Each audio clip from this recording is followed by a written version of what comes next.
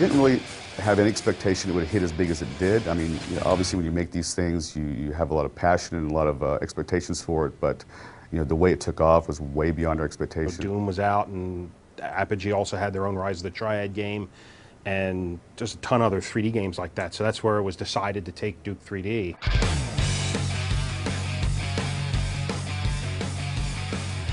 Duke Nukem came out right when the industry was transitioning from the sprite-based games, and that would be where everything is actually, even the bad guys, the animated bad guys, were just a flat piece of art.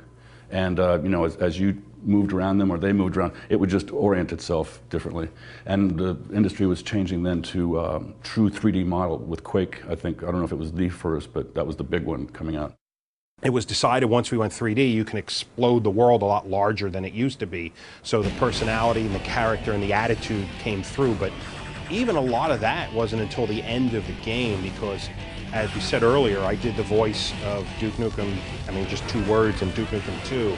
And Duke Nukem was mute through the bulk of the development of Duke 3D. He didn't talk until right at the end when it was decided that, hey, most of these characters don't ever say anything, why don't we do one with a voice?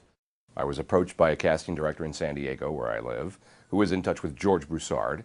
And George wanted a character voice for Duke that would really bring out the anger and the comedy of this character. Looks like those alien bastards shot up my ride. The very beginning was, like I said, there was 2 guys downstairs, which was Alan Blum, Todd Rupogel, and another artist. And they were putting it together. But the artwork was less than the quality they desired. And based on that, that's when George Broussard got together with Todd and Alan and decided that they were going to throw our entire development team, the in-house development team at Apogee and now 3D Realms, at the project. And so it was already underway, and our key was to develop it into something that could be really, really good. I wanted to get involved with Duke, so I applied at 3D Realms, got a job there, and came down and just had a ball working on it with one of my other co-founders of Gearbox, Randy Pitchford. I didn't become a professional game maker until the mid-90s. I didn't even imagine that such a thing was possible. It was always a hobby for me. So I looked around and I eventually I got some job offers, and I accepted a job offer in Texas. And I came out to work for a company called 3D Realms. And the first game that I got involved with as a professional game maker was Duke Nukem 3D. Duke Nukem 3D was the hit that it was because of for multiple reasons. Again, we got to spend most of our time making it fun. We play tested the hell out of it. We played every level over, and every night we would play test the game. Which is not typical nowadays. That was one of the most fun recording experiences I've ever had, doing Duke 3D. The writing on the game, the lines that I had to deliver were outrageous and funny to me. I would say that the recording sessions took perhaps a little longer than they should have, because I had a hard time keeping a straight face reading some of the Duke Nukem lines. I came here to kick ass and chew bubble gum, and I'm all out of gum.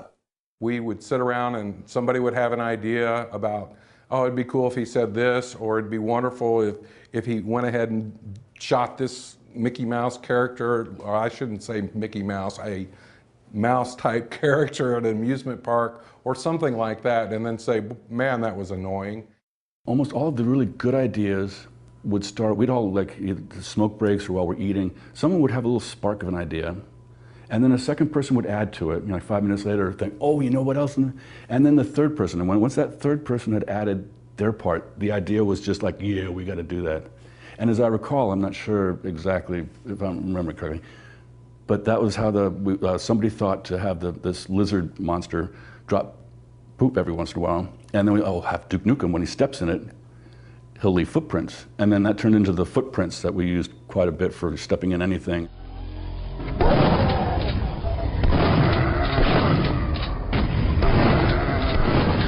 There was a little bit of the Duke personality in Duke 2, because in Duke 1 and 2, yes, there were characters. There was Duke Nukem and Dr. Proton and things of that nature. But the character, the essence of what made the character what it is now, wasn't so much, it wasn't almost wasn't there at all in the first one, and there was just tidbits of it in the second game.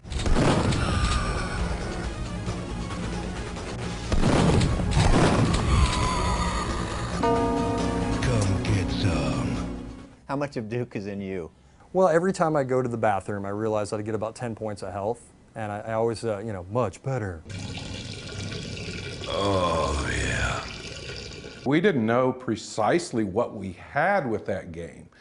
We knew it was good, but there's lots of good games that never take off, and it just took off. George Broussard and Scott Miller, who were, you know, the owners of Apogee, a publishing company, and 3D Realms, a label that you know, launched Duke 3D.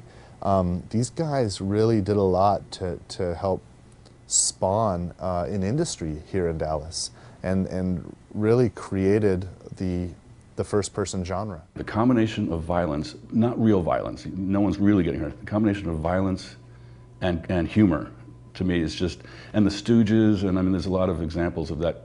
I'm not sure why that blend is so good, but particularly for me, I liked it. So I knew all along that the game was going to do well. Oh, I didn't know it was going to do well, but I knew we had a hit. It's just really nice to see seeds that are planted grow into what it's become.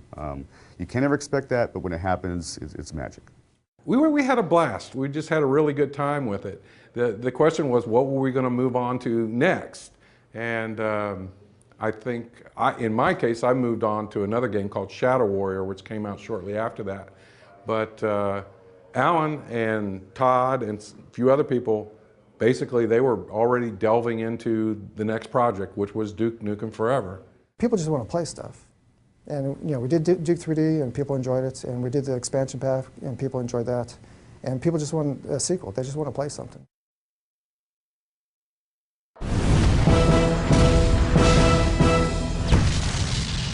Come get some.